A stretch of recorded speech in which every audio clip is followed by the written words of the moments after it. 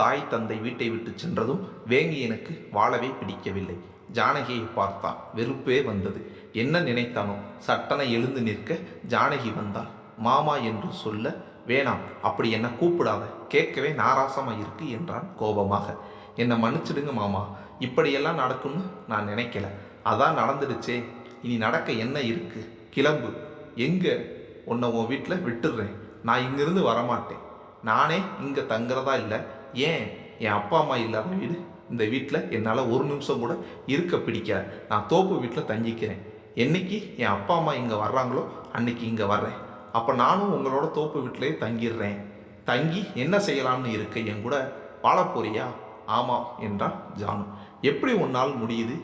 இத்தனை நாளும் மூர்த்தியை நினச்சிக்கிட்டு அவனோட வாழ்கிறதா நினச்சி கற்பனை செய்துக்கிட்டு இருந்தேன். இப்போ அவன் போனதும் என் கூட வாழ ஆசைப்படுற, முடியுமா உன்னால்? அவனை நீ விட்டாலும் அவனோட நினைவுகள் இன்னும் உன் மனசில் இருக்கும். உன்னை நான் தொடுறப்ப உனக்கு வெறுப்பு தான் வரும் என சொல்ல அவளோ மறுத்தாள். இல்லை, அப்படியெல்லாம் இல்லை, எனக்கு வெறுப்பு வராது என்றான். வராதா? ஆமாம், வராது. அப்போ நான் உன்னை கட்டிப்பிடிக்கவா என கேட்க சட்டனை அவளா பதில் சொல்ல இயலவில்லை. குழம்பினாள், திணறினாள். அவனோ அவளை நெருங்க அவளோ பின்னால் நடந்தான். ஏன் தள்ளி போற? அது இந்த நேரத்துலையா? ஏன் இந்த நேரத்துக்கு என்ன? நீ என் பொண்டாட்டி, நான் உன் புருஷன். வீட்டில் வேற யாரும் இல்லை.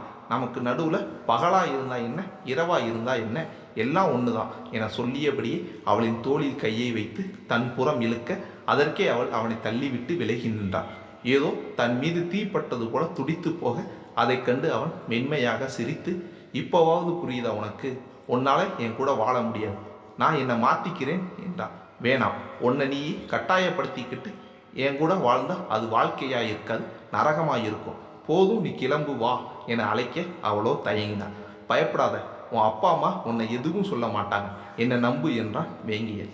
என் வாழ்க்கையை நானே அழிச்சுக்கிட்டேனே, புலம்பி பிரயோஜனம் இல்லை. காலம் போனால் தன்னால் எல்லாம் மாறும். யார் கண்டா? அந்த மூர்த்தியை உன்னை தேடி வருவான் பாரு. சொத்துக்காக இல்லை, உனக்காக வருவான். எனக்கு நம்பிக்கை இல்லை, ஆனால் எனக்கு நம்பிக்கை இருக்கு என சொல்ல அவளுக்கு மேற்கொண்டு எதுவும் பேச தோன்றவில்லை. அவன் ஒரு முடிவு எடுத்து விட்டான். இனி தன்னால் இந்த வீட்டில் வாழ முடியாது. ஏன், அவனுடனும் மனம் ஒத்து வாழ இயலாது. சரி, தாய் வீட்டிற்காவது செல்வோம் என நினைத்து அவனுடன் கிளம்பினான். வீட்டு வேலையாட்களை அனுப்பிவிட்டு வீட்டை இழுத்து மூடி பெரிய அளவு பூட்டை பூட்டியவன் வீட்டிற்கு காவலுக்கு 2 பேரை வைத்துவிட்டு ஜானகியை அழைத்து கொண்டு நேராக குபேரன் வீட்டிற்கு சென்றான். அதற்குள் அவர்களுக்கு விஷயம் தெரிந்து விட்டது போல ஜானகியை அழைத்து கொண்டு வரலாம் என நினைத்து கிளம்பியவர்கள் ஜானகியை அழைத்து கொண்டு வேங்கியன் வருவதைக் கண்டு அதிர்ச்சியும் ஆச்சரியமும் அடைந்தார்கள். ஜானகியோ வாசல் படியில் தயங்கி நிற்க, வேங்கியனோ வா என்றான். அப்பா அம்மா என இழுக்க அவன் பார்த்தான். குபேரனும் வேணியும் கோபத்துடன் நிற்பதைக் கண்டு, உங்களை விட மலையளவு கோபம் என் மேலேயே எனக்கு இருக்கு, அதை காட்ட முடியல. இதில் நீங்களும் கோபமாக இருந்தால் எப்படி? மாப்பிள்ளை, நாங்கள் உங்கள் மேலே கோபமாக இல்லை. மாப்பிள்ளையா? அதெல்லாம் முடிஞ்சு போச்சு. இனி நான் உங்களுக்கு வீரசிங்கத்தோட மகன் வேங்கையன் மட்டும்தான். முன்ன போலவே வேங்கையனும் கூப்பிடுங்க மாமா என சொல்ல அவர் புரிந்து கொண்டார். கேள்விப்பட்டேன், உன் அப்பா அம்மா கோச்சுக்கிட்டு வீட்டை விட்டு போயிட்டாங்களாமே. ஆமாம், அவங்களோட கோபம் என் மேலே தான். சின்ன மருமகள் வீட்டை விட்டு போனதை அம்மாவால் தாங்கிக்க முடியல. ஜானகியை ஏற்றுக்க அவங்களுக்கு பிடிக்கல. ஜானகிக்கும் என் கூட வாழ்றது நரகம்தான் என்றான். இனியுமா? அதான் மூர்த்தியே அவளை விட்டுட்டானே என கேள்வியுடன் கேட்டார் வேணி. அவள் விட்டா, ஆனால் அவளோட மனசு விடலையே. நான் கிட்ட போனால் எட்ட போகிறவளோட எப்படி வாழ்றத புரிஞ்சுக்கோங்க என சொல்ல குபேரன் வேணி இருவருமே வேங்கியன் சொன்னதை நன்றாக புரிந்து கொண்டார்.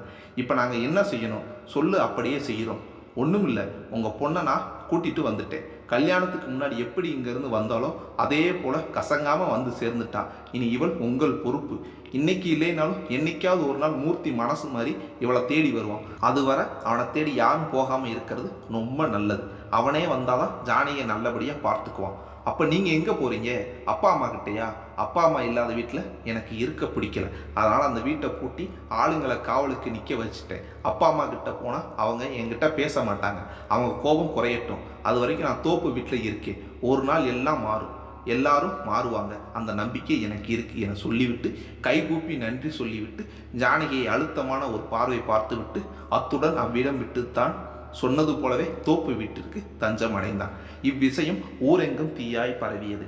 அந்த குடும்பமே பிரிந்தது ஜானகியால் அல்ல, மூர்த்தி தான் காரணம் என ஊர்க்காரர்கள் மூர்த்தியை குறை கூறலானார்கள். அவன் எங்கு சென்றாலும் மதிப்பில்லை, மரியாதை இல்லை. வேலை செய்யும் இடத்தில் கூட அவனுக்கு மதிப்பு குறைந்து விட்டது. அவரவர்கள் அவனை இலப்பமாக பார்க்கலானார்கள். அவனுக்கு வேலைக்கு செல்லவே பிடிக்கவில்லை. ஊரார் அவனை மட்டுமல்ல, அவனது பெற்றோரையும் தான் இலப்பமாக பார்த்து பேசி குறை கூற அவர்களுக்கு தன் மகன் மீதே கோபம் வந்தது. மூர்த்தி இருந்தால் தங்களுக்கு என இருக்கும் கௌரவம் கூட போய்விடும் என நினைத்தவர்கள் அவனை வீட்டை விட்டு விரட்ட அவனுக்கு கஷ்டமாகி போனது. சொந்த ஊரிலேயே வாடகை வீட்டில் தங்கி கொண்டு வேலைக்கு சென்று வந்தான். மங்களமும் வீரசிங்கமும் பண்ணை வீட்டில் தங்கினாலும் மனம் முழுக்க வேங்கியனை பற்றியும் மகதியை பற்றியுமே சிந்தித்தார்கள். வேங்கியன் தோப்பு வீட்டுக்கு வந்தது, ஜானகி தன் தாய் வீட்டிற்கு சென்றது என அனைத்துமே அவர்களுக்கும் தெரியும். அதற்காக ஜானகி சென்றாலே என தன் மகனிடம் செல்லவில்லை.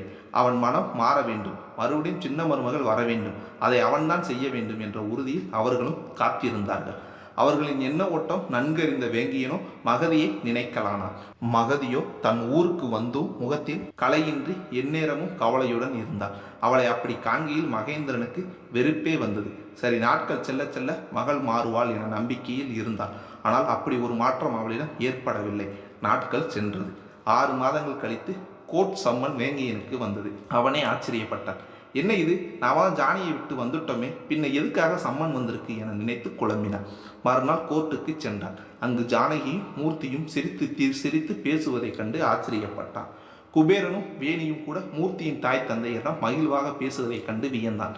வேங்கியின் வந்ததை கண்டு அவர்கள் அவனை வரவேற்றார்கள். அவனோ மூர்த்தியிடம் வந்து எப்படி இதெல்லாம் என கேட்க, மூர்த்தியோ எல்லாத்துக்கும் காலம்தான் காரணம், புரியலையே, உன் வாழ்க்கையும் ஜானகி வாழ்க்கையும் இப்படி ஆனதுக்கு காரணம் நான் தான், ஊரே என்னையும் என் குடும்பத்தையும் ஒதுக்கி வைக்காத அளவுக்கு எங்களை விலக்கி வச்சுட்டாங்க.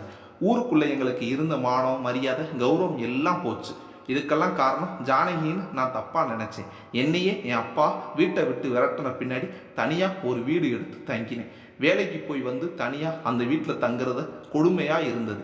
பணம் இருந்தால் போதும், சந்தோஷம் கிடைக்கும்னு நினச்ச எனக்கு ஏமாற்றம் தான் கிடச்சிது. பணம் இருந்தும் சந்தோஷம் இல்லாமல் பைத்தியக்காரன் போல மாறிட்டேன். என் நிலைமையை பார்த்து எல்லாம் பரிதாபப்பட்டாங்க. என் விஷயம் என் அப்பா அம்மா காது வரைக்கும் போய் அவர் என்னை சந்தித்து பேசினார். நான் செஞ்ச தப்பை நானே தான் சரியாக்கணும், அப்போ தான் இழந்தது எனக்கு கிடைக்கும்னு சொன்னார். நான் யோசித்து பார்த்தேன். ஜானகிக்கு நான் செய்த துரோகம் கண்ணு முன்னாடி வந்தது. அவளை நான் விட்டு இருக்கக்கூடாது. எனக்காகவே வாழ்ந்தவளை விட்டுட்டு சொத்து வேணும்னு நினச்சது என்னோட தப்பு. என் தப்பை உணர்ந்து நான் அவள்கிட்ட நேராக போய் மன்னிப்பு கேட்டேன். அவளும் என் நினைப்பாவே இருந்ததால் என்னோட மன்னிப்பை அவள் ஏற்றுக்கிட்டா. அவளை கூட்டிக்கிட்டு என் வீட்டுக்கு போனேன். தனியாக 2 பேர் ஒரே வீட்டில் இருந்தால் ஊர் தப்பாக பேசுன்னு சொல்லி என் அப்பா மறுபடியும் என்னை வீட்டுக்கு கூப்பிட்டுக்கிட்டாரு. இதுக்கே 6 மாதம் ஆயிடுச்சு. சரி, ஜானகியை கல்யாணம் செய்துக்கலாம்னு இன்னும் டைவர்ஸ் கிடைக்கல, அதான் முறையாக டைவர்ஸ் வாங்கிட்டு கல்யாணம் செய்துக்கலாம்னு கோர்ட்டுக்கு வந்தோம் என மூர்த்தி சொல்லி முடிக்க வேங்கையன் கோபப்படவில்லை. அவனுக்கு நிம்மதியாக இருந்தது.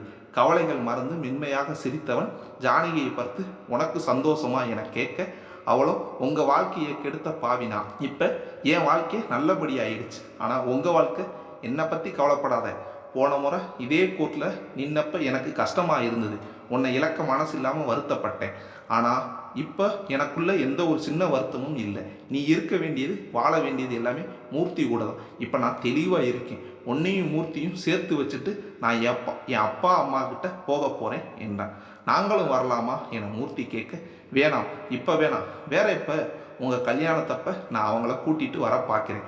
சரி வாங்க, நேரத்தோடு டைவர்ஸ் வாங்கிடலாம் என உற்சாகமாக சொல்லி அனைவரையும் அழைத்து கொண்டு சென்றான். தனி கோர்ட்டில் விசாரணை நடந்தது. ஜட்ஜம்மா வேங்கையனிடம் 6 மாதம் கெடு காலம் கொடுத்திருந்தேன், இப்போ உங்கள் வாழ்க்கை எப்படி இருக்குது? அப்படியே தான் இருக்குது ஜட்ஜம்மா.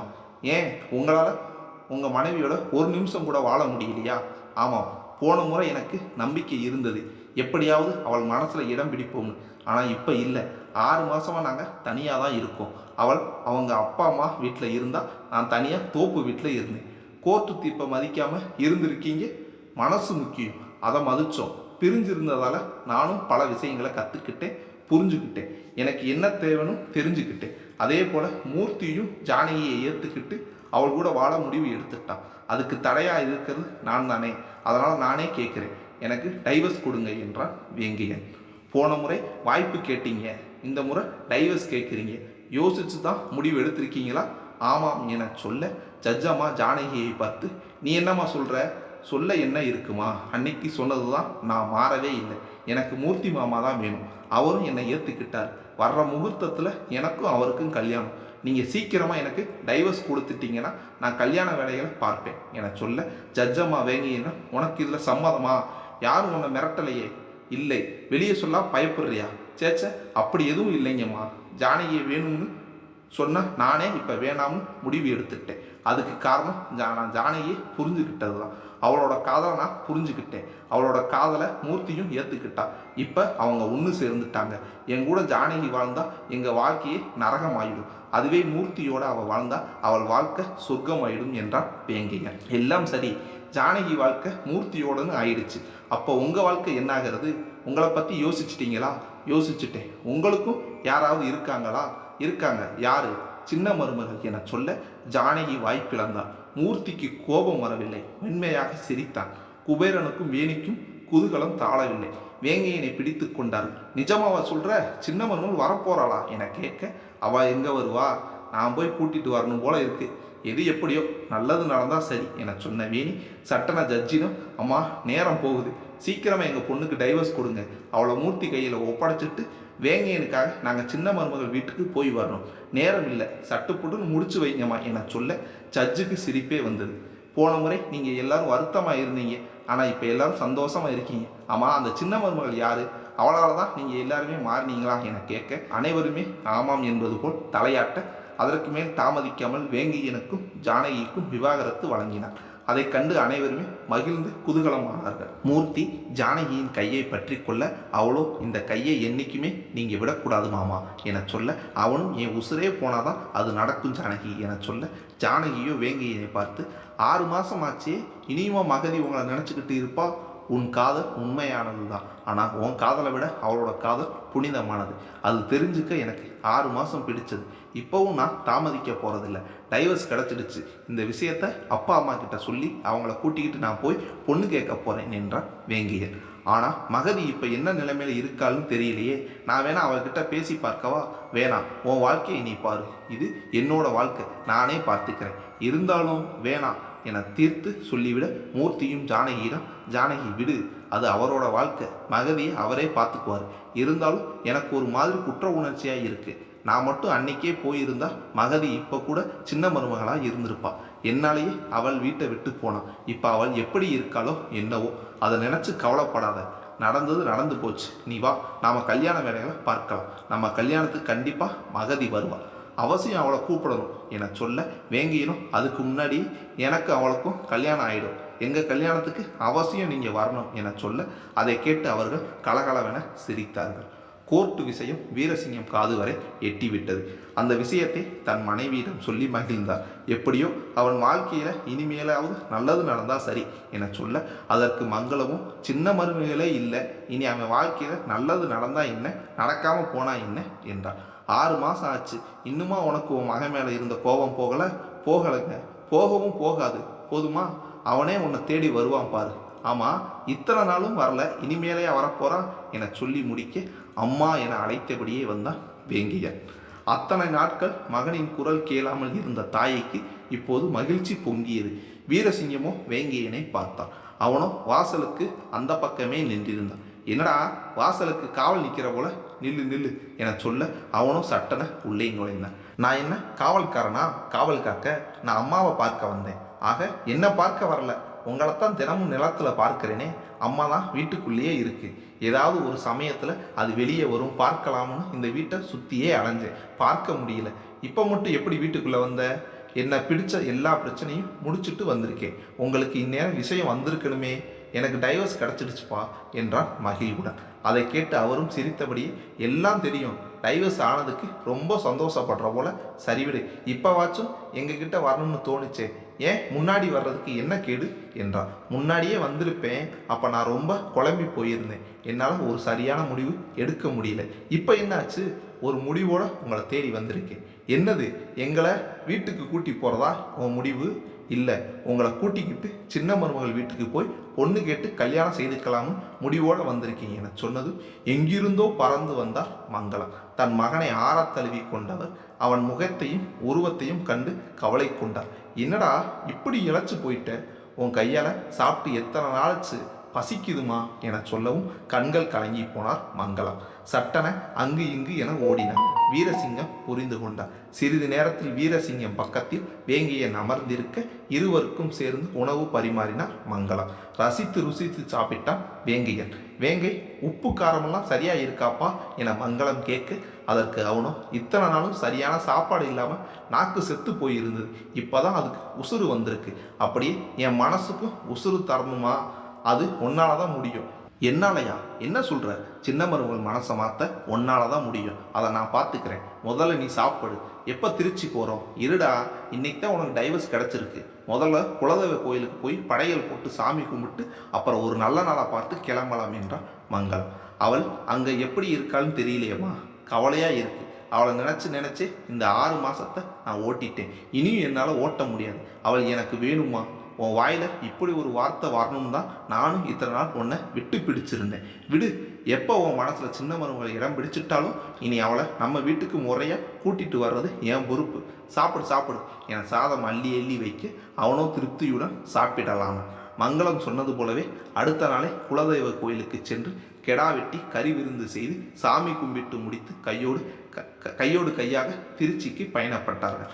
வழியெங்கும் மங்களம் மகிழ்வுடன் இருக்க வீரசிங்கம் மட்டும் பலத்த யோசனையுடன் இருந்தார். வேங்கையனோ கவலையுடன் இருந்தார். மறுபக்கம் மகதியோ வேங்கையனை நினைத்து நினைத்து ஒரு கட்டத்தில் அவள் வாழவே பிடிக்காமல் தற்கொலை செய்யும் அளவு துணிந்துவிட, அவளை காப்பாற்றி அவளுக்கு ஆதரவாக நின்று பேசியே அவளை அமைதியாக்கி வைத்திருந்தார் மகேந்திரன். அவருக்கும் மகளின் வாழ்க்கையை நினைத்து பயமாக இருந்தது. 6 மாதம் ஆகியும் அவள் மாறாமல் இருந்தாள். மகதி மகதி என மகேந்திரன் அழைக்க அவளோ ஏதோ யோசனையில் இருந்தாள். அவளின் தோலை உலுக்கிய பின்புதான் தெளிந்தாள். அப்பா என்றால் ஈனமாக, இன்னும் எத்தனை நாள் இப்படியே நீ இருப்ப? உன்னை பார்க்க பயமா இருக்கு, உன் வாழ்க்கையை நினைச்சா கவலையா இருக்குமா என்றார் வருத்தமுடன். எனக்கொன்றும் இல்லப்பா, நான் நல்லா தான் இருக்கேன். வாய் தான் சொல்லுது, உன் முகத்தை பாரு, கலையிலேருந்து போயிடுச்சு. போதுமா, இன்னும் எத்தனை நாள் தான் நீ வேங்கையனுக்கு காத்திருப்ப? அவன் வரமாட்டாமா? தெரியும்ப்பா, அவர் ஜானகியோட சந்தோஷமா வாழ்ந்துக்கிட்டு இருப்பார். பாரு, அவனே தன் வாழ்க்கையை பார்த்துக்கிட்டான், நீயும் உன் வாழ்க்கையை பார்த்துக்கலாம்ல. இப்போ என்னதான்ப்பா என்ன செய்ய சொல்கிறீங்க? உன்னை இப்படியே விட்டால் வேலைக்காக. பேசாமல் நான் உனக்கு ஒரு மாப்பிள்ளை பார்க்குறேன், கல்யாணம் செய்துக்கிறியா என தயங்கியே கேட்டாள். அவள் முடியாது என்பாள், அழுவாள் என எதிர்பார்த்தவருக்கு ஏமாற்றமே. சரிப்பா என்றான். என்னம்மா சொல்கிற? உனக்கு விருப்பமா? உங்கள் விருப்பம்தான் என் விருப்பமும் என்றான். இது தப்பு, எங்களுக்காக நீ உன் வாழ்க்கையை அமைச்சிக்க வேணாம். உனக்கு வேங்கையே தான் வேணும்னா சொல்லு, நானே போய் அவங்கிட்ட பேசி என சொல்லி முடிக்கும் அவள் நிப்பாட்டினான். வேணாம்ப்பா, மறுபடியும் ஜானகிக்கு துரோகம் இழைக்க என்னால் முடியாது. அவளே திருந்தி மூர்த்தியை விட்டுட்டு அவர் கூட சேர்ந்துருக்கா. அவங்க வாழ்க்கை இப்போதான் ஒன்று சேர்ந்துருக்கு. மறுபடியும் என்னால் அது கிடணுமா? வேணாம்ப்பா. மனசு இல்லாமல் நீ கல்யாணம் செய்துக்க வேணாம் மகதி. இல்லைப்பா, நான் தெளிவாக இருக்கேன். கல்யாணம் ஆனால் என் வாழ்க்கையில் மாற்றம் வரும்னா அவசியம் நான் கல்யாணம் செய்திக்கிறேன்ப்பா. என்னை நினச்சி நீங்களும் அம்மாவும் கஷ்டப்படுறத என்னால் பார்க்க முடியலப்பா. கல்யாணம் ஆன பின்னாடி உன்னால் வேங்கியை நான் மறந்துட்டு புது வாழ்க்கையில் வாழ முடியுமா? முடியும் தான் தோணுதுப்பா, உறுதியாக சொல்ல மாட்டேங்கிறியே என்றார் அவர். வேங்கையனோட எனக்குள்ளே வந்தது முதல் காதல், அது நான் சாகிற வரைக்கும் மறக்க முடியாதுப்பா. உன் பேச்சை நம்பி நான் மாப்பிள்ளையே பார்க்குறேன். கடைசியில் என்னால் வேங்கையனை மறக்க முடியலேன்னு சொல்லக்கூடாது, அப்புறம் எனக்கு மானமே போயிடும். சொல்ல மாட்டேன்ப்பா என சொல்ல மகேந்திரன் தாமதிக்கவில்லை. கடகடவென மாப்பிள்ளையை தேடலாம். வீடே கல்யாண கலைக்கு மாறியது. சாந்தியும் மகளின் திருமணத்திற்காக ஜவுளிக்கடை, நகைக்கடை என ஏறி இறங்கினார். மகேந்திரனும் அவருடைய கௌரவத்திற்கு ஏற்ப ஒரு மாப்பிள்ளையை பிடித்தார். பொண்ணு பார்க்க வரும்படி சொல்லிவிட்டு அந்த விஷயத்தை மகளிடம் சொல்ல அவளும் சரி என்றார். சரியாக அந்த நாளும் வந்தது. சாதாரண பொண்ணு பார்க்கும் படலம் தான், ஆனாலும் மகளும் மாப்பிள்ளைக்கும் பிடித்திருந்தால் கையோடு கையாக நிச்சயதார்த்தம் செய்து விடலாம் என நினைத்திருந்தார். அதை பற்றி தன் மனைவியிடமும் சொல்லியிருந்தார். மகதியோ பெண் பார்க்கும் படலத்திற்காக தன்னை அலங்காரம் செய்து கொண்டார். மகளை சர்வ அலங்காரத்துடன் காணவும் சாந்தி மனம் மகிழ்ந்தார். மகேந்திரனும் மகளின் மாற்றத்தை கண்டு சந்தோஷப்பட்டார். அவளோ தாய் தந்தையின் காலில் விழுந்து எழுந்தார். நல்லா இருமா, சந்தோஷமாயிரு என இருவரும் ஆசி வழங்கினார்கள். அவங்க எப்போ வருவாங்கப்பா என கேட்க மகேந்திரனும் வந்துக்கிட்டே இருக்காங்க. ஆமாம், உனக்கு இதில் விருப்பம் தானே? ஆமாம்ப்பா. ஏன் இப்படி சந்தேகமாக கேட்குறீங்க? உன் முகத்தில் மலர்ச்சியே இல்லையே என கேட்க அவளோ மென்மையாக சிரித்தாள். முகம் மலர்ந்தது. இப்போதான் நீ அழகா இருக்க, எப்படியோ சந்தோஷமா இருமா, அது போதும் எங்களுக்கு என சொல்ல அவளும் சரி என்றாள். வெளியே கார் ஹாரன் சத்தம் கேட்கும். மகேந்திரன் வந்துட்டாங்க போல இருக்கு, நான் போய் அவங்கள வரவேற்கிறேன் என சொல்ல அதற்கு மகதியும் நானும் வர்றேன்ப்பா என்றான். நீயுமா? ஏன்பா, நான் வரக்கூடாதா? அதுக்கு இல்லை, முறையாக பொண்ணு பார்க்குற படலத்தில் நீ அவங்கள பார்க்கலாமே. பார்க்கறது முக்கியம் இல்லைப்பா, அவங்க எப்படிப்பட்டவங்கன்னு பார்க்குற சில நொடியில் தெரிஞ்சிடும்ப்பா. என்ன புரியலையே என்றான். நானும் உங்களோட வர்றேன்ப்பா, அவங்க எப்படி நடந்துக்கிறாங்கன்னு கவனிக்கிறேன் என்றான். உன் மனசு போலவே நான் மாப்பிள்ளையை பார்த்துருக்கேன், ஒரு குறையும் உன்னால் சொல்ல முடியாது என சொல்லிக்கொண்டே மகளை அழைத்து கொண்டு சென்றான். வீட்டிற்கு வெளியே அவர் பார்த்து வைத்த மாப்பிள்ளை பாஸ்கரன் தன் தாய் தந்தையுடன் வந்து இறங்கினான். மகேந்திரன் தன் மனைவி மகளுடன் சென்று பார்த்தார்கள். மகதியும் பாஸ்கரனை பார்த்தார். வேங்கியின் அளவு இல்லை என்றாலும் சரியான வரனைத்தான் தந்தை பார்த்திருக்கிறார் என நினைத்தார். பாஸ்கரனும் மகதியை நிற்பதைக் கண்டு மகிழ்ந்தார். அவனின் தந்தையோ, என்னடா இது, பொண்ணு வெளியே வந்து நிற்கிது, நமக்காக தான் வந்திருக்கா, இது என்னடா சம்பிரதாயத்தையே மாற்றிட்டாங்க, அது எப்படி நடந்தா என்ன, எனக்கு அவளை பிடிச்சிருக்கு, கட்டினா நான் அவளைத்தான் கட்டிப்பேன், இல்லைனா சாமியாரா ஆயிடுவேன் என மிரட்ட அவர் அமைதியானார். மகேந்திரன் கைகூப்பி வணக்கம் சொல்லி கொண்டே வந்தவர்களை வரவேற்க அவர்களும் சிரித்த முகத்துடனே வர அந்நேரம் இன்னொரு காரும் வந்து நின்றது. அந்த காரை கண்டதும் அனைவரும் குழம்பினார்கள். காரில் இருந்து வீரசிங்கம், வேங்கையன், மங்களம் இறங்கி நிற்கவும் மகதிக்கு உலகமே சுழலவில்லை, நின்று விட்டது போல் உணர்ந்தார். மகேந்திரனுக்கும் சாந்திக்கும் கூட இவர்களின் வரவு ஆச்சரியத்தையும் அதிர்ச்சியையும் தந்தது. வேங்கியினோ சிரித்த முகத்துடன் மகதியை பார்க்க அவளோ இன்னும் திக் பிரமையுடன் இருந்தார். வீரசிங்கமும் மங்களமும் கைகூப்பி வணக்கம் சொல்லி கொண்டே மகேந்திரனிடம் வந்து நிற்க மகேந்திரனுக்கு பேச்சே வரவில்லை, தடுமாறினார். பாஸ்கரனோ வேங்கியனை பார்த்தார், வேங்கியனும் பாஸ்கரனை பார்த்தார். இருவரும் ஒருவரை ஒருவர் பார்த்து கொள்வதை கண்ட மகதிக்கு திக்கென்றது. பாஸ்கரனோ வேங்கியனை பார்த்து சிரித்தபடி நண்பா என அழைக்க வேங்கியனும் பாஸ்கரனிடம் அட நண்பா நீயா என சொல்ல இருவருமே நெருங்கி வந்து கட்டி அணைத்து கொண்டார்கள். இருவரும் தோழர்கள் போல பல வருடங்கள் கழித்து சந்தித்தமையால் பல கதைகள் பேசியபடி வீட்டிற்குள் நுழைந்தார்கள். அங்கு என்ன நடக்கிறது என அறியாமல் இவர்கள் தங்கள் பழைய கதைகளை பேசிக்கொண்டிருக்க அந்த கதைகளை கேட்ட பின்புதான் மற்றவர்களுக்கு புரிந்தது பாலிய சிநேகிதர்கள் என்று. மகதியோ மகேந்திரனை பயத்துடன் பார்க்க அவரோ திக்பெருமையுடன் இருந்தார். சாந்திக்கு கையும் ஓடவில்லை, காலும் ஓடவில்லை, என்ன செய்வதென தெரியாமல் விழித்தார். முடிவில் வந்தவர்கள் அனைவரும் கலந்து பேசி முடித்து ஓய்ந்தார்கள். வீரசிங்கத்திற்கும் மங்களத்திற்கும் கூட பாஸ்கரனின் பெற்றோரை தெரிந்திருந்தது. ஒரே ஊர்க்காரர்கள் போல பல கதைகளை பேசி ஓய்ந்தார்கள். மகேந்திரன் வீட்டு வேலையாட்களோ வந்திருந்தவர்களுக்கு ஜூஸ் தர அதை பருகி கொண்டே பேசினார்கள். என்னதான் கதைகள் பேசினாலும் வேங்கியனின் பார்வை அடிக்கடி மகதியை பார்த்தது. அதே போல பாஸ்கரனும் மகதியை அடிக்கடி பார்த்தபடியே பேசினார். மகதிக்கு இருவரின் பார்வையும் சங்கடத்தை தந்தது. யாருக்காக காத்திருந்தாலோ அவனே தேடி வந்தான். ஆனால் காரணம் என்ன என தெரியவில்லை. ஜானகி வரவில்லையே என நினைத்து குழம்பினார். ஒரு வழியாக அனைவரும் பேசி முடித்த பின்பு மகேந்திரனை பார்த்தார்கள். சாந்தியும் மகதிக்கு துணையாக இருந்தார்.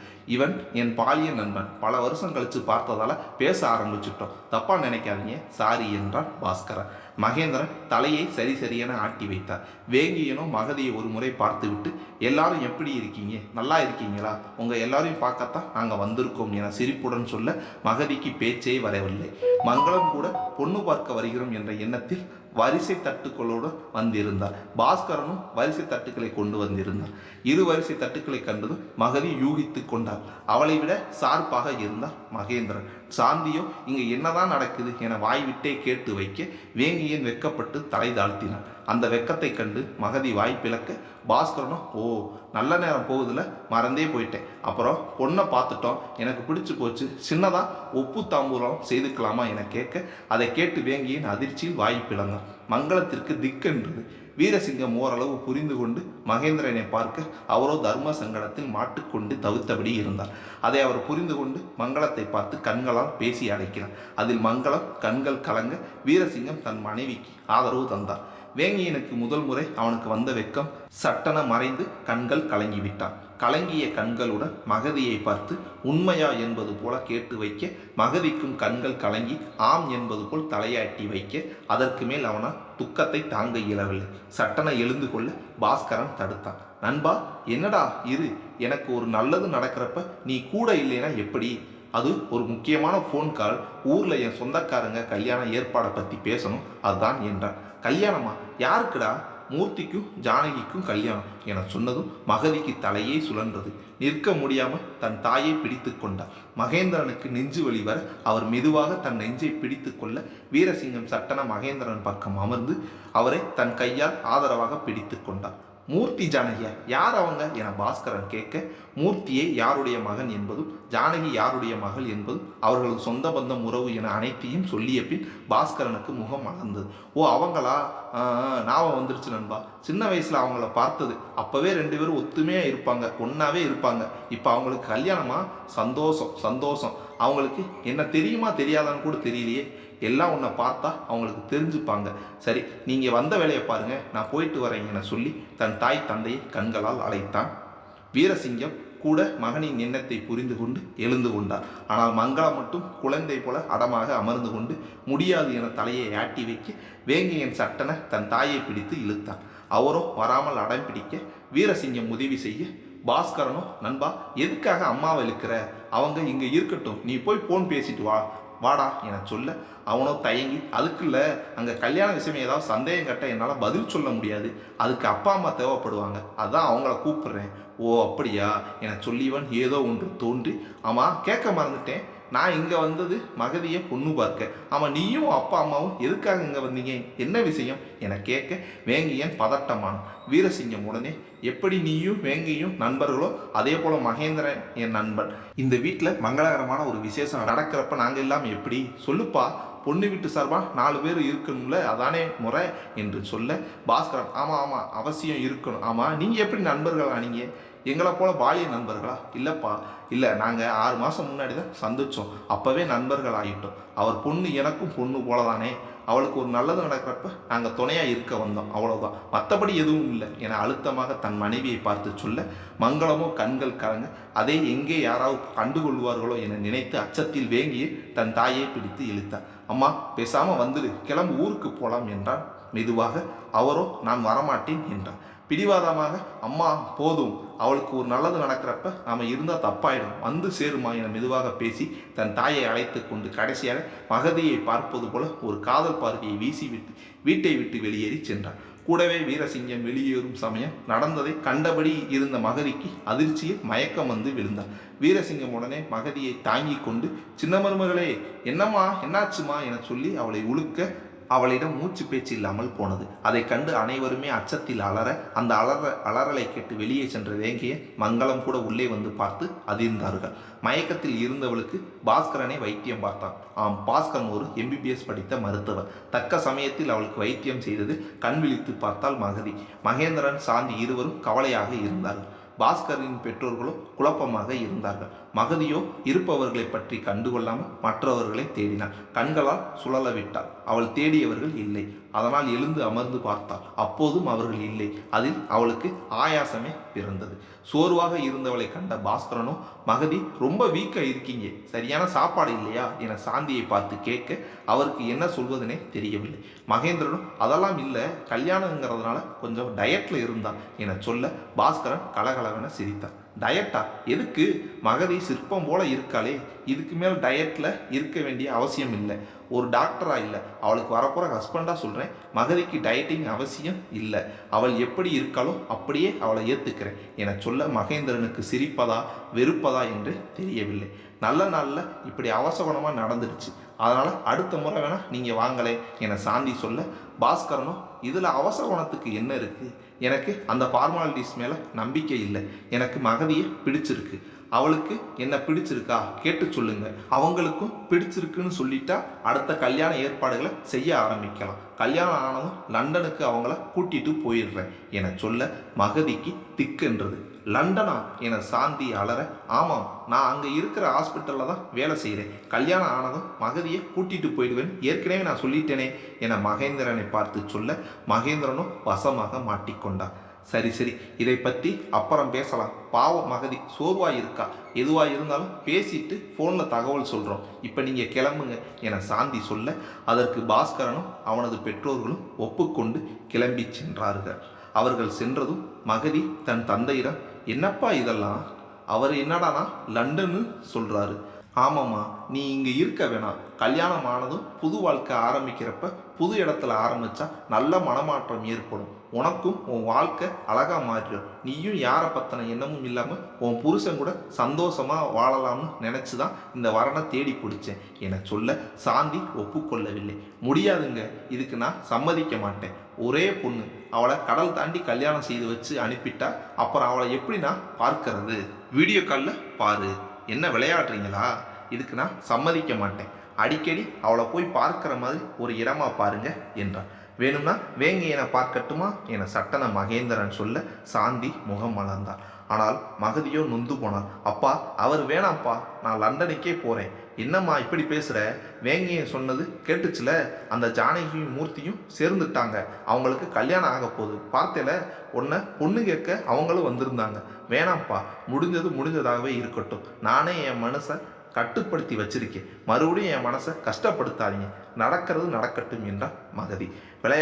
விளையாடாத மகதி, நான் ஒன்றும் விளையாடலை. உண்மையிலே வேங்கியனுக்கு நான் வேணும்னா அவர் ஏன் இங்கிருந்து போகணும் என கேட்க அதற்கு மகேந்திரனிடம் பதில் இல்லை. சாந்தியும் எப்படி அவங்க இங்கே இருக்கிறது தர்ம சங்கடமாக நினச்சிருப்பாங்க. ஒன்றும் பிரச்சனை இல்லை, அவங்கள கூப்பிட்டு உட்கார வச்சு பேசலாம். அம்மா, அப்போ இப்போ வந்த மாப்பிள்ளையே என்ன செய்வீங்க? ஏம்மா, நாங்கள் என்ன அவன்தான் மாப்பிள்ளைன்னு முடிவாக பண்ணிட்டோம். உன் சம்மதம் வேணும்னு அவன் சொல்லிட்டு போனான், அவ்வளோதானே. நாளைக்கே ஃபோன் பண்ணி மன்னிச்சிடுங்க, எங்களுக்கு உங்கள் சம்மந்தம் வேணாம்னு சொல்லிட்டா போச்சு. என்னம்மா இப்படி பேசுகிற? இது தப்பு இல்லையாம்மா? பொண்ணு பார்க்க வந்துட்டாங்கிறதுக்காக அவனையே கல்யாணம் செய்துக்கணும்னு அவசியம் இல்லை மகதி. எனக்கு கூட தான் 4-5 பேர் பொண்ணு பார்க்க வந்தாங்க. நான் என்ன அவங்களையா கல்யாணம் செய்துக்கிட்டேன்? உன் அப்பனைத்தானே காதலிச்சு கரம் பிடிச்சேன். நீ உன் காதலை இழந்துடாத. உன்னை தேடி வந்திருக்காங்க, அவங்களையே கூப்பிட்டு பேசலாம் மகதி என்றான் சாந்தி. இல்லைம்மா, வேணாம்மா. வேணாம்னு சொன்னால் என்னடி அர்த்தம்? உனக்கு வேங்கிய வேணாமா? அவரே மனம் மாறி உன்னை தேடி வந்திருக்காரு, பார்த்தேல.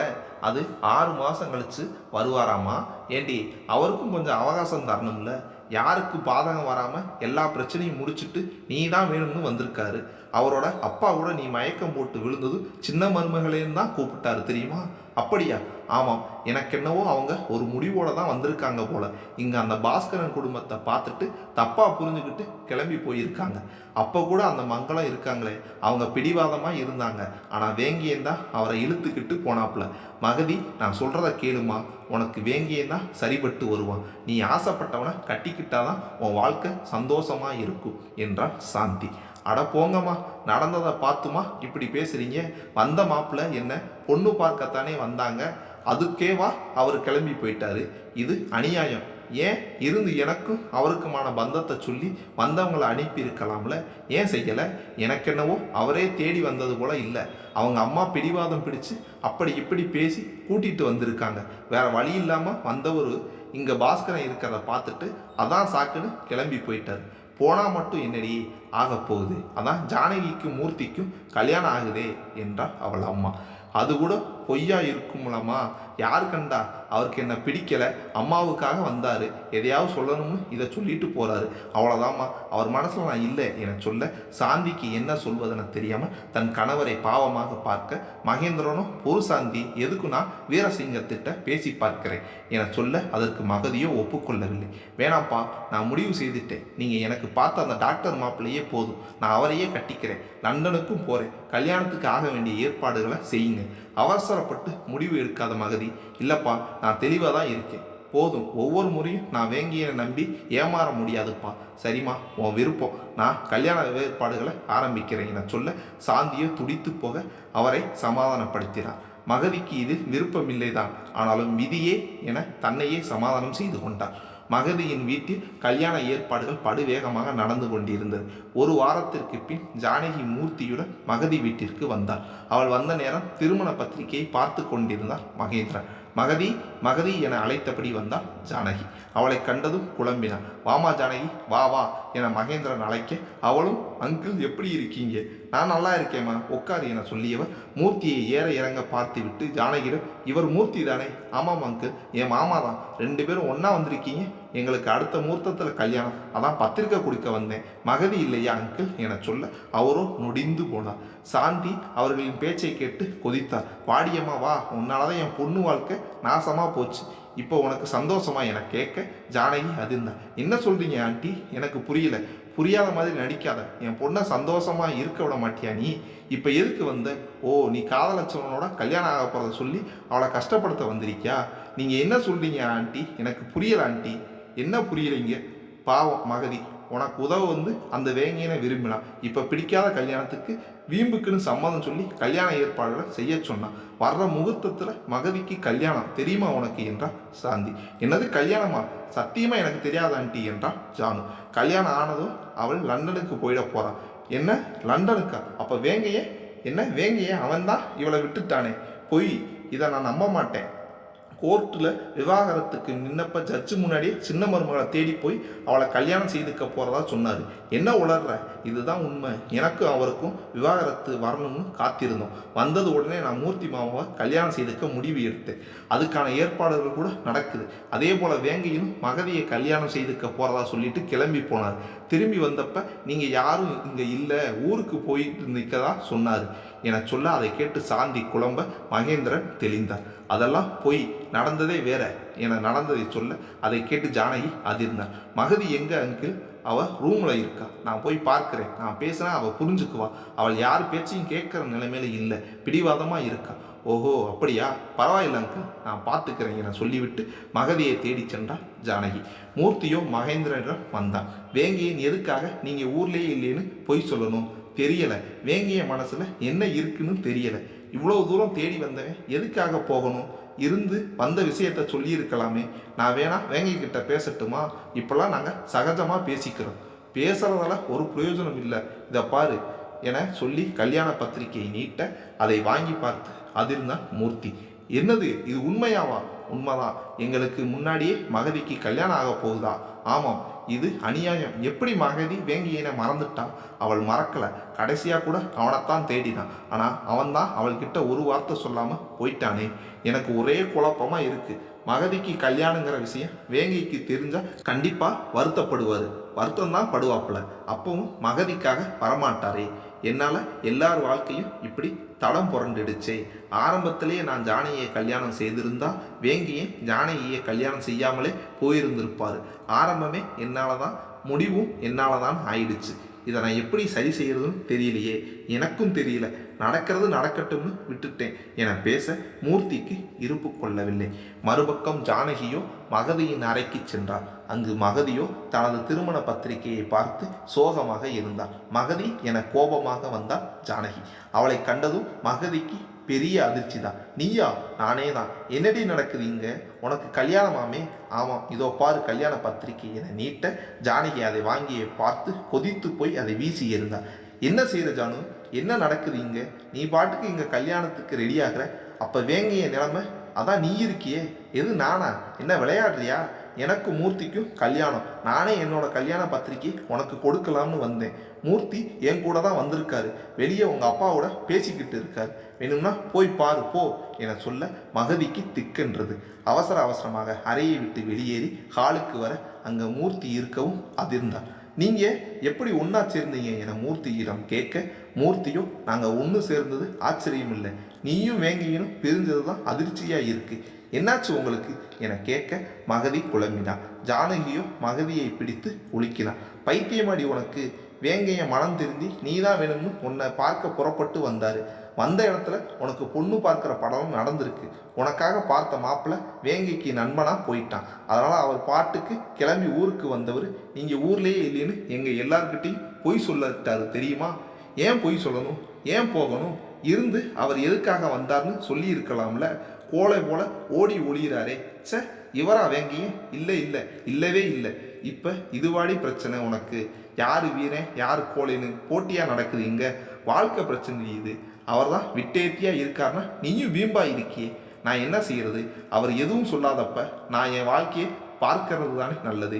என்ன விளையாடுறியா? போதும் நீ பேசுனது. கிளம்பு, என் கூட வா. இப்போவே உன்னையும் வேங்கியையும் சேர்த்து வைக்கிறேன். நான் வரல. ஏன் வரல? எனக்கு இன்னும் கொஞ்ச நாளில் கல்யாணம் நடக்க போகுது. இப்போ போய் நான் எப்படி வர்றது என்றாள் மகதி. வா, இதில் என்ன தப்பு இருக்குது? எத்தனையோ கல்யாணம் மண்டபத்திலே நின்று போயிருக்கு. இன்னும் நீங்கள் கல்யாண பத்திரிக்கையை யாருக்கும் தரலையில. அப்புறம் என்ன? சட்டுன்னு கல்யாணத்தை நிப்பாட்டிட்டு என் கூட ஊருக்கு கிளம்பு சீக்கிரம் என அதட்ட மகதி ஒப்புக்கொள்ளவில்லை. இல்லை ஜானு, நான் வரலை. ஏன்? வேண்டாம்னு முடிவு எடுத்துட்டேன். மறுபடியும் வேண்டி போய் ஏமாற நான் தயாராக இல்லை. அவராக வந்து பார்க்கலாம், நானாக போய் அவர்கிட்ட நிற்க மாட்டேன். இல்லை மகதி, நான் சொல்கிறது எனக்கு தன்மானம் இருக்குது. ஒவ்வொரு முறையும் அவருக்காக நான் அவமானப்படணுமா? என்னால் முடியாது ஜானு என சொல்ல அதற்கு மேல் யாரும் பேசவில்லை. மூர்த்தியோ ஜானகியிடம், ஜானகி இனி இங்கே பேசி ஒரு பிரயோஜனம் இல்லை, கிளம்பு, நம்ம நேராக வேங்கியங்கிட்டே பேசிடலாம் வா என சொல்ல ஜானகி சரி என தலையாட்டி விட்டு மகதியிடம், சரி மகதி நாங்கள் கிளம்புறோம் என சொல்ல மகதியோ, நீங்கள் இங்கே வர்ற விஷயம் அவருக்கு தெரியுமா?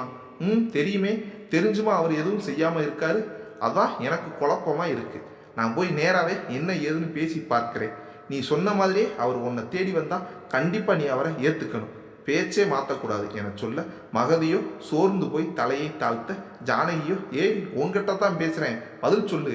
இதை பாரு, என்னால் உனக்கு எந்த பதிலும் சொல்ல முடியாது, ப்ளீஸ் நீ கிளம்பு போ என விரட்ட ஜானகியோ மூர்த்தியிடம், மாமா வாங்க போகலாம், நேராக வேங்கியங்கிட்ட பேசிட்டுலாம், கிளம்புங்க என சொல்லிவிட்டு கிளம்பி வாசலுக்கு செல்ல அங்கு ஒரு பஸ் வர சரியாக இருந்தது. பஸ்ஸை கண்டு அனைவருமே குழம்பினார்கள். பஸ் விட்டு முதலில் வேங்கியன் தான் இறங்கி நின்றான். அவனை கண்டதும் மகதிக்குள் பரவசம் உண்டானது.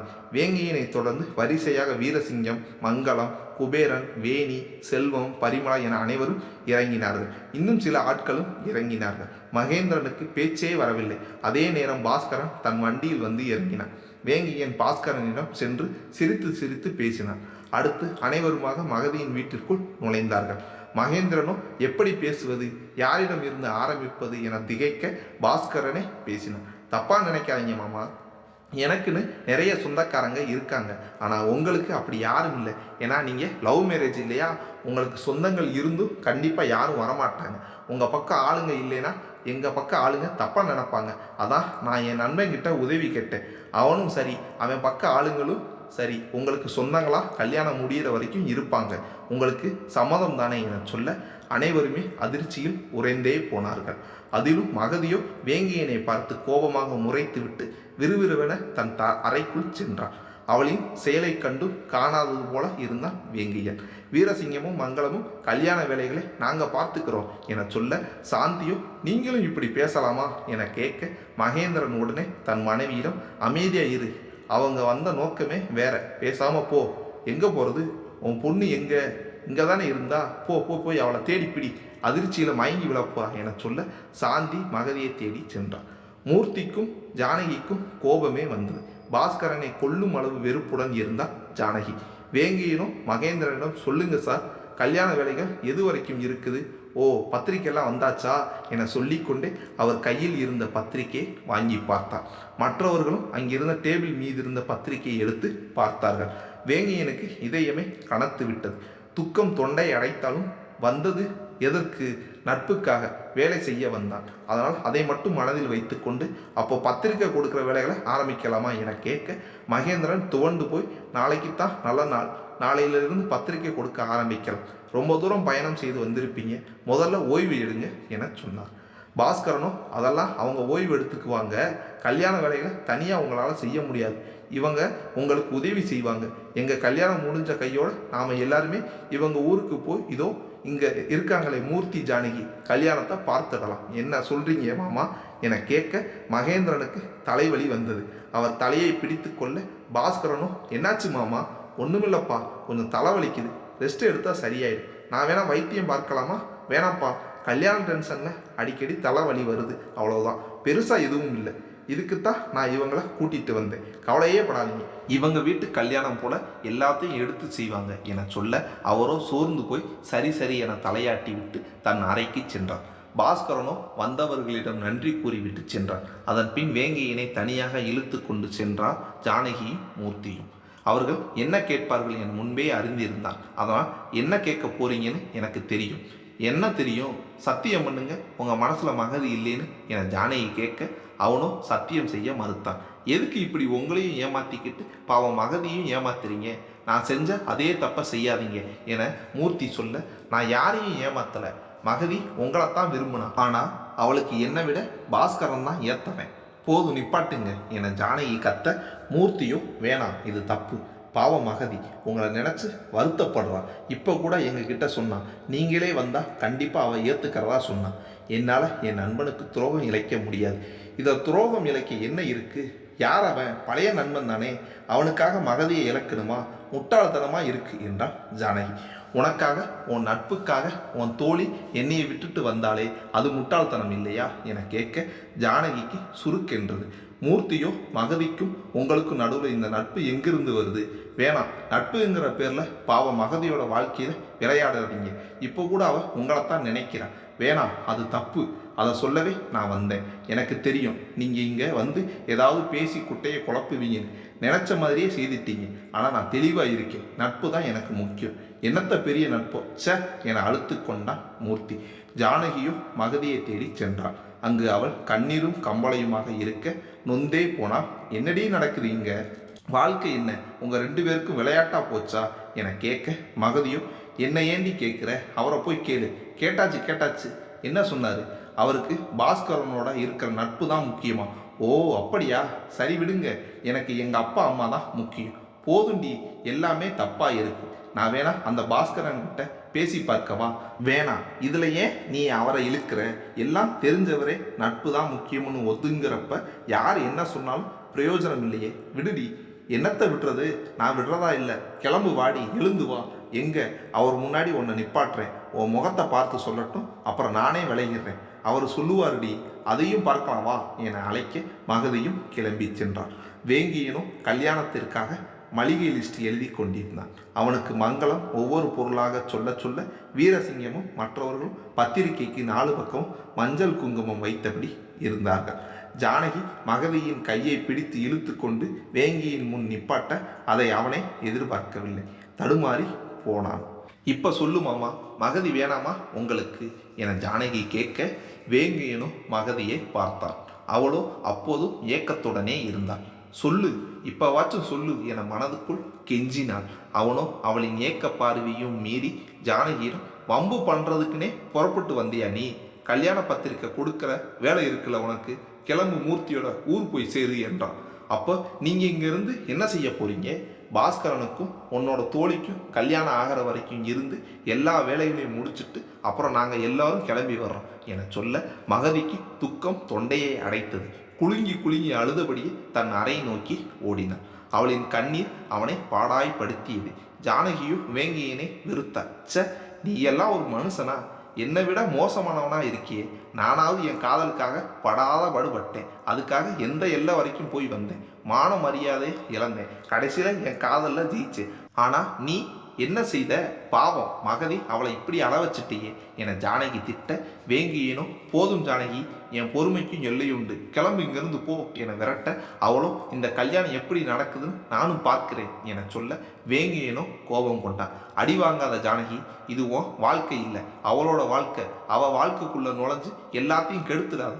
என்னாச்சு உங்களுக்கு? ஏன் இப்படியெல்லாம் நடந்துக்கிறீங்க? அவளோட அழுகியை பார்த்துமா உங்கள் மனசு இறங்கலை என்னங்கிற? இப்போ போ அப்படி என அவளை தள்ளிவிட மூர்த்தி அவளை பிடித்து கொள்ள, மூர்த்தி அவளை கூட்டிக்கிட்டு கிளம்பு, அதான் உனக்கு நல்லது, இல்லை என்கிட்ட அடி வாங்குவேன் என அதட்ட மூர்த்தி ஜானகியும், வா கிளம்பலாம். கிளம்புறதா? எங்கே? நம்ம அப்பா அம்மா இங்கே தானே இருக்காங்க, நாம் போய் எங்கே இருக்கிறது? நான் இங்கேயும் வரல, நானும் இங்கே தான் இருப்பீங்கன்னு சொல்ல வேங்கியின் உடனே குபேரனிடம், இதுக்குத்தான் நான் உங்களை கூட்டிகிட்டு வரமாட்டேன்னு சொன்னேன், வீம்பு செய்தீங்க. இப்போ பாருங்கள், உங்கள் பொண்ணு பிடிவாதம் பிடிக்கிறா, இது தேவையா எனக்கு? ஜானகியை கூட்டிகிட்டு கிளம்புங்க இங்கிருந்து என சொன்னான். குபேரனும், இதோ பார்ப்பா, மகதியும் எனக்கு பொண்ணு போலதான், அவளோட கல்யாணத்துக்கு நான் இல்லைன்னா எப்படி?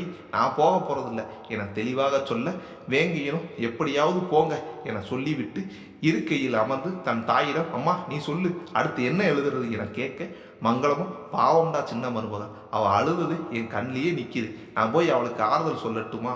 ஒன்றும் வேணாம், அவளுக்கு அவங்க அம்மா இருக்காங்க, நீ சொல்லு, சட்டுன்னு லிஸ்ட்டு எழுதி முடித்து கடைக்கு போகணும், எல்லா பொருளையும் வாங்கிக்கிட்டு வரணும் என சொல்ல மங்களம் நொந்து போய் அடுத்தடுத்த பொருட்களின் பெயர்களை சொல்ல அவனும் எழுதலானான். லிஸ்ட்டு முடிந்ததும் அவன் குபேரனையும் தன் தந்தையையும் மூர்த்தியையும் அழைத்து கொண்டு கடைகளுக்கு சென்றான். பஸ் இருந்தபடியாக வாங்கிய பொருட்களை அப்படியே பஸ்ஸில் ஏற்றி கொண்டு வீடு திரும்ப இரவானது. மகேந்திரனும் அசந்து விட்டான்.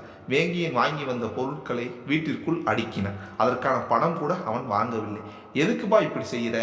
என்ன செய்கிறேன்? தேவையான எல்லாம் வாங்காச்சே, போதுமானு பாருங்க, இல்லைன்னா வாங்கிட்டு வந்துடுறேன். வாங்கின வரைக்கும் போதும், எவ்வளோ ஆச்சுன்னு சொல்லு, பணம் தர்றேன். வேணாம், ஏன் வேணாம், இது என் பொண்ணோட கல்யாணம், நான் தானே செலவு செய்யணும், நானே பணம் தந்துட்டேன், நீ யாருப்பா அவளுக்கு செலவு செய்ததற்கு என சொல்ல ஒரு நொடி அதிர்ந்து போன வேங்கையன் மறுநொடியே செலவுக்கான பில்லை நீட்டி, அப்பா கிட்ட பணத்தை கொடுத்துடுங்க, நான் மொட்டை மாடியில் போய் படுத்து தூங்குறேன், அசதியாக இருக்கு என படபடவன் என சொல்லிவிட்டு மொட்டை மாடிக்கு சென்றார். அங்கோ மகதியும் ஜானகியும் இருந்தார்கள். அவர்களை அவ்விடம் இவன் எதிர்பார்க்கவில்லை, இவனை அவர்கள் எதிர்பார்க்கவில்லை. வேங்கையனை கண்டதும் மகதி கோபத்துடன் எழுந்து செல்ல ஜானகி தடுத்து நிப்பாட்டி, எங்கடி போற, நான் போறேன், பேசாம உட்காரு என உட்கார வைத்தான். வேங்கையனும் யார் இருந்தால் எனக்கென்ன என்பது போல் அவனாக வந்து ஒரு இடமாக பார்த்து படுத்து கண்கள் மூட ஜானகியோ வேண்டுமென்று யார் யார் யார் அவள் யாரோ, ஊர் பேர் தான் தெரியாதோ, சலவை கல்லை சிலையாக தங்கப்பாலம் கையாக மலர்கள் இரண்டும் வெளியாக மயங்க வைத்தாலோ என பாடி வைத்தார். அந்த பாடலை கேட்டு மகதியும் சரி வேங்கையினும் சரி வெறுப்புற்றார்கள். ஏதாவது கேட்டால் மம்பாகும் என எண்ணியவன் காதை பொத்தி கொண்டு உறங்கலானான். பல கடைகள் ஏறி இறங்கியதில் அவனுக்குள் ஒரே அசதி. அமைதியாக அவன் உறங்க கண்கள் கலங்கியபடி அவனையே பார்த்த மகதியும் போதும் ஜானகி, நான் போறேன் என்றார். ஜானகியும் ஏமாற்றத்துடன் சரி வா போலாம் என அவளை அழைத்து கொண்டு சென்றார். அடுத்தடுத்து வந்த நாட்கள் மின்னல் வேகத்தில் ஓடியது. வேங்கியனும் மின்னல் போல வேலையில் இறங்கினான். என்னவோ அவனது கல்யாணம் போலவே ஓடி ஓடி வேலை செய்தான். மகேந்திரனா கூட இவ்வளவும் செய்திருக்க இயலாது. மகதிக்கே ஆச்சரியம், மங்களம் ஏன் அமைதியாக இருக்கிறார் என்று. இன்னும் மகதியும் மங்களத்தையும் பேச விடாமல் பார்த்து கொண்டான் வேங்கையன். திருமணத்திற்கு நாள் நெருங்க நெருங்க மகதிக்கு காய்ச்சலே வந்துவிட்டது. அதற்கு வைத்தியம் செய்ய பாஸ்கரன் வந்தான். மகதியின் காய்ச்சலுக்கு மருந்தளித்து விட்டு கல்யாண வேலைகளை பற்றி வேங்கையிடம் பேசிவிட்டு சென்றான். மகதிக்கு உடல்நிலை சரியில்லாமல் போனது. அவள் தேய்ந்து போனாள். சரியாக உண்ணாமல் நிம்மதியாக உறங்காமல் ஒரு நோயாளி போல அவள் எந்நேரமும் படுத்து கிடக்க வேங்கையனுக்கு கஷ்டமாகி போனது. அனைவருமே அவனையே காரணம் காட்டினார்கள், திட்டினார்கள், கெஞ்சினார்கள். ஆனால் அவன் யாருக்குமே மசியவில்லை, உறுதியாக இருந்தான். மகதியின் இந்த நிலைமை மாற வேண்டும், சரி அவளிடம் பேசலாம் என திருமணத்திற்கு முதல் நாள் காலை அவளை தேடி அவளது அறைக்கு வந்தான் வேங்கையன். அங்கு அவள் நோயாளி போல படுத்திருக்கவும் அவளிடம் சென்றான். அவளோ அவன் வார்த்தை கண்டு மகிழ்ந்தான், சிரித்தான். ஆனால் அவனோ உன் நடிப்பை மற்றவங்க வேணால் நம்புவாங்க, ஆனால் நான் நம்ப மாட்டேன், இதே போல் நடிச்சு தானே என் வீட்டுக்குள்ளே சின்ன மருமகள்னு பேர் சொல்லிக்கிட்டு உள்ளே நுழைஞ்ச, கடைசியில் பாரு ஜானகி மூர்த்தி கிட்ட போயிட்டா, நான் தனியாயிட்டேன், நான் இப்படி ஆனது கூட பரவாயில்லை, ஆனால் உன்னால் நான் ரொம்ப கஷ்டப்பட்டுட்டேன், இப்போ கூட நீ இப்படி இருக்கிறதுக்கு நான் தான் காரணமும் எல்லாரும் சொல்கிறாங்க, இது எனக்கு தேவையா? நீ பாட்டுக்கு அன்னைக்கு கிளம்பி ஊருக்கு போயிட்ட, நீ போன பின்னாடி என் அப்பா அம்மா என்னை விட்டுட்டு பண்ண வீட்டில் தங்கிட்டாங்க. என்னால் என் வீட்டில் இருக்க முடியாமல் ஜானகியை அவளோட அப்பா அம்மா வீட்டில் விட்டுட்டு தனியாக நான் மட்டும் தோப்பில் வீட்டில் இருந்தேன். 6 மாதம் அப்பா அம்மா இல்லாமல் எவ்வளோ கஷ்டப்பட்டிருப்பேன் தெரியுமா உனக்கு? எனக்கு டைவர்ஸ் கிடச்சதும் என் அப்பா அம்மாவை பார்க்க போனேன். அப்போ தான் அவங்க என்னை சேர்த்துக்கிட்டாங்க. அவங்களுக்காகவே நான் ஜானகியை விட்டுட்டு வந்தேன். இப்போ உனக்காக நான் அவங்கள இழக்கணுமா? அம்மா தாயை கையெடுத்து கும்பிட்டு கேட்டுக்கிறேன், வேணும்னா உன் காலில் கூட விழுகிறேன், தயவு செஞ்சு இப்படி நடிக்கிறத நிறுத்திட்டு கல்யாணத்துக்கு ரெடியாகு. உன் நடிப்பை கண்டு யார் வேணாலும் ஏமாறலாம், ஆனால் இனி நான் என்ன உன்னால் ஏமாற மாட்டேன். இதை போய் காதல்னு சொன்னால் அதை ஒரு முட்டாள் கூட நம்ப மாட்டான். நானும் உன் காதலை உண்மைன்னு நம்ப மாட்டேன். வெட்டியாக ட்ராமா போடாமல் ஒழுங்காக இருக்கப்பாரு, புரியுதா என படபடவென சொல்லிவிட்டு அவன் அந்த அறையை விட்டு சென்றான். அவன் சென்றதும் அவன் பேசிய வார்த்தைகளை அடிக்கடி நினைத்து பார்த்தான். நடிப்பா? தனது நிலைமை நடிப்பு போலவா உள்ளது? இப்படி பேசிவிட்டானே, நடிப்பு என்றானே, எனது காதல் அவனுக்கு நடிப்பு போலவா உள்ளது? என் காதலை இப்படி கொச்சைப்படுத்தி விட்டானே, பாவி என நினைத்து நொந்து கொண்டான். வேங்கியன் பேசிவிட்டான். பேசி முடித்து தனியாக ஒரு இடம் பார்த்து அமர்ந்து ஓவென கதறி அழுதான். அந்த அழுகையை ஜானகிக்காக கூட அவன் சிந்தியதில்லை. தன் கையாலே தனது கன்னத்தில் பலார் பலார் என அடித்து கொண்டு தனது வேதனை அடக்கி கொள்ள பார்த்தான். முடியவில்லை. வீறிட்டு அவன் அழுவதை அவனது தாய் தந்தை கண்டு கொண்டனர். அவர்கள் உடனே அவனை ஆறுதல் படுத்த வர அவனோ அவர்களிடம் தஞ்சம் அடைந்தான். மாலை நேரம் ரிசப்ஷனுக்காக வேலைகள் மண்டபத்தில் துரிதமாக நடந்து கொண்டிருக்க வேங்கியன் பம்பரம் போல சுழன்று கொண்டு வேலை செய்தான். அவனது பெற்றோரும் வந்தோரும் ஆளுக்கு ஒரு வேலைகளை கையில் எடுத்துக்கொண்டு செய்யலானார்கள். மகேந்திரனுக்கு எந்த வேலையும் இல்லை. அவருக்கு மனபாரம் அதிகமானது. அதை மறைத்து உடல்நிலை சரியில்லை என சொல்லி ஒரு இடமாக அமர்ந்து விட்டார். வேங்கியின் பேச்சில் மகதி கோபத்தில் தன்னை திடமாக்கி கொண்டார். அதுநாள் வரை நோயாளியாக இருந்தவன் இப்போது பளிச்சென மாறினார். மணமகள் அறையில் அவள் அமர்ந்திருக்க அவளுக்கு அலங்காரம் செய்தார்கள் சில பெண்கள். கூடவே ஜானகியும் சாந்தியும் இருந்தார்கள். அவளை பார்த்து முறைத்தபடி இருந்தார்கள். மகதியோ அதை கண்டுகொள்ளவில்லை. இதை பாருடி, நீ செய்கிறது ரொம்ப தப்பு. என்னதான் வேங்கையே அப்படி பேசியிருந்தாலும் இப்படியா நீ மாறுவ? நானா இருந்திருந்தா நீ என்னடா சொல்றது? நான் உனக்குத்தான் நின்று பேசியிருப்பேன் தெரியுமா? நீ என்னடா இப்படி கோழையா இருக்கியேடி சே என ஜானகியை அழுத்துக்கொள்ள மகதி அதை காதால் கூட கேட்கவில்லை. அவளுக்கு அழகாக மேக்கப் செய்தார்கள். அதில் அவள் தேவதை போலவே இருந்தாள். சாந்தியோ தன் மகளிடம், மகதி என்னதான் மேக்கப் போட்டு உன்னை அழகாக்கினாலும் அந்த அழகுக்கு பின்னாடி உன்னோட கவலை வருத்தம் இதுதான் என் கண்ணுக்கு தெரியுது. இப்போவும் ஒன்றும் கெட்டு போகல. நான் வேணா மாப்பிள்ளை வீட்டில் பேசி பார்க்குறேன். அவங்க படித்தவங்க புரிஞ்சுப்பாங்க. இந்த கல்யாணத்தை நிப்பாட்டலாம் என சொல்ல மகதியோ நொந்து போய் அங்கிருந்த பெண்களை பார்த்து முடிஞ்சிடுச்சா என கேட்க அவர்களும் ஆம் என சொல்ல உடனே அவர்களுக்கு உண்டான படத்தை தந்து அனுப்பிவிட்டு தன் தாயிடம் நான் ரெடிமா என்றார். எதுக்கு? நரகத்தில் வாழ போகிறதுக்கா? அம்மா போதும், விடிஞ்சா எனக்கு கல்யாணம். இப்போ போய் தேவையில்லாமல் பேசாத. மாப்பிள்ளை வீட்டுக்காரங்க வந்துட்டாங்களான்னு போய் பார்ப்போ என விரட்ட சாந்திக்கு வெறுப்பே வந்தது. அவர் கிளம்பி செல்ல மகதி ஜானகியை பார்த்தார். உனக்கு வேற வேலையே இல்லையா? எதையாவது போய் பாரேன். அதான் உன் நடிப்பை பார்க்கிறேன்னு போதாதா? வேணாம், அப்படி பேசாத. போடி, நல்லா நடிக்க கற்றுக்கிட்ட. உனக்கு அவார்டே தரலாம். இது ஒன்றும் நடிப்பு இல்லை, நிஜம். நான் என்ன குழந்தையா? எனக்கு தெரியாது எது நிஜம் எது நடிப்புன்னு. இது நாள் வரை நிஜத்தில் இருந்த நீ வேங்கியை உன்னை திட்டவும் நடிக்க ஆரம்பிச்சிட்டியா? இப்படியே எத்தனை நாள் நடிப்ப? கல்யாணம் வரைக்குமா? இல்லை அதுக்கப்புறம் கூட பாஸ்கரன் கிட்டையும் நடிப்பையா? உனக்கு என்னடி, நீ நடித்தாலும் அது நிஜம் போல தான் இருக்கும் என்றார் ஜானு. வேணாம் ஜானு, எனக்கு கோபம் வருது. ஓ, கோபம் வருதா? அப்போ ரோசம் இருக்கா உனக்கு? பரவாயில்லையே, நிறுத்து ஜானு என்றார் கோபமாக. நீ நிறுத்து முதல்ல. இப்படி நடிக்காத, பார்க்க கஷ்டமாக இருக்கு. கல்யாணம் ஆன பின்னாடி பாஸ்கரனை பற்றி கொஞ்சமாவது நினச்சிப்பாரு. ஒரு காலத்தில் நான் எப்படி வேங்கியனை கல்யாணம் செய்துக்கிட்டு வாழ்ந்தேனோ அதை விட மோசமான நரகமாக இருக்கும் உன் வாழ்க்கை. என்னை போல நீயும் வேங்கியனை போல அந்த பாஸ்கரனும் இருப்பார். அதை தெரிஞ்சுக்கோ. எல்லாம் முடிஞ்சிடுச்சு. தேவையில்லாமல் பேசி வைக்காத. நீ சொல்கிற மாதிரியெல்லாம் நான் வாழ மாட்டேன். என்னன்னா மாற்றிக்குவேன். மாற்றிக்குவியா? இல்லை உன்னை நீயே ஏமாற்றிக்குவியா? போதும் ஜானு, நீ போ, வெளியே போ என அழப்போறியா? அச்சோச்சோ, உனக்கு போட்ட மேக்கப் களைஞ்சிடுமே. மேக்கப் போட பொண்ணுங்களும் கிளம்பி போயிட்டாங்களே. இனி எந்த மேக்கப் போட்டு உன்னோட நடிப்பை மூடி மறப்ப மகதி? ஜானு ப்ளீஸ் வெளியே போ என அவள் கைகூப்பி கெஞ்ச அதில் ஜானகியை கோபத்துடன் அந்த அறையை விட்டு வெளியேறி சென்றாள். அவள் சென்றதும் அரைக்கதவை சாத்திவிட்டு குலுங்கி குலுங்கி அழுதாள். மேக்கப் அனைத்தும் வீணானது. அழுது முடித்து முகத்தை கழுவி புது மேக்கப்பை அவளே செய்து கொண்டதும் கதவு தட்டப்பட்டது. கதவை திறந்தாள். ஜானகி நின்றிருந்தாள். மகதியை உற்று உற்று பார்த்தாள். என்னடி அப்படி பார்க்குற? மேக்கப் தூக்கலா இருக்கே, நடிப்பு இன்னும் பலமா இருக்குமோ என சொல்ல மகதி கடுப்பாய், எதுக்கு வந்த? ரிசப்ஷனுக்கு நேரமாச்சு, உன்னை கூட்டிட்டு வர சொன்னாங்க, அதான் வந்தேன் என சொல்ல மகதியும் நான் ரெடி என்றாள் வெறுப்புடன். அவளை அழைத்து கொண்டு மேடைக்கு சென்றாள். மகதிக்கு வெறுப்பாக இருந்தது. தலையை தாழ்த்தி கொண்டு சென்றாள். மேடையில் நின்றதும் அவள் தலை நிமிர்த்தவே இல்லை. போட்டோகிராஃபர் போட்டோ எடுக்க அரும்பாடு பட்டார். அவளை தலை நிமிர்த்த சொல்ல அவளோ தயங்கினாள். பக்கத்தில் இருந்த பாஸ்கரனோ, மகதி என்னாச்சு?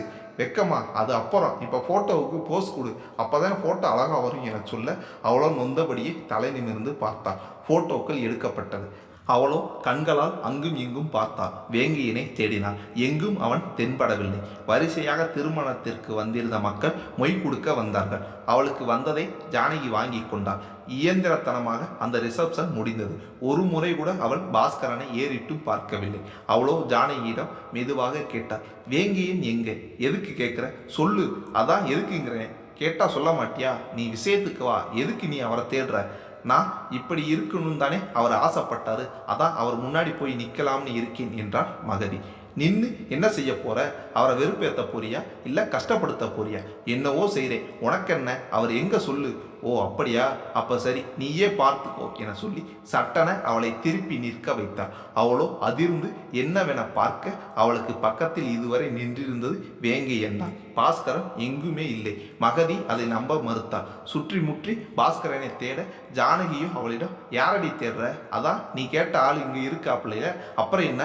பாஸ்கரன் எங்க என கேட்க, அவர் என இழுக்க, சொல்லு ஜானு என சொல்ல அவளோ சட்டன ஒரு மொய்க்கவரை அவளிடம் நீட்டி, இந்தா மொய்க்கவர், இதை உங்ககிட்ட கொடுத்துட்டு அப்பவே சாப்பிட்டு வீட்டுக்கு போயிருப்பாருன்னு நினைக்கிறேன். நாளைக்கு கல்யாணத்துக்கு அவரால் வர முடியாதான். சாரி சொல்ல சொன்னார். லண்டன் போகிறாராம், ஏதோ அவசர வேலையா. என்னடி விளையாடுறியா, இங்கே என்னதான் நடக்குது என மகதி கேட்க, ஜானகியும் அதை ஏன் என்கிட்ட கேட்குற, வேற யாரை கேட்கறது என சொல்ல, ஜானகியும் ஒன்றை நீயே கேட்டுக்கோ. என்னடி சொல்கிற, என்ன அப்போவே ரூம் விட்டு வெளியே அனுப்பிட்டு நீ என்ன செய்த அதை சொல்லு என கேட்க, அவ்வளோ தடுமாறினா.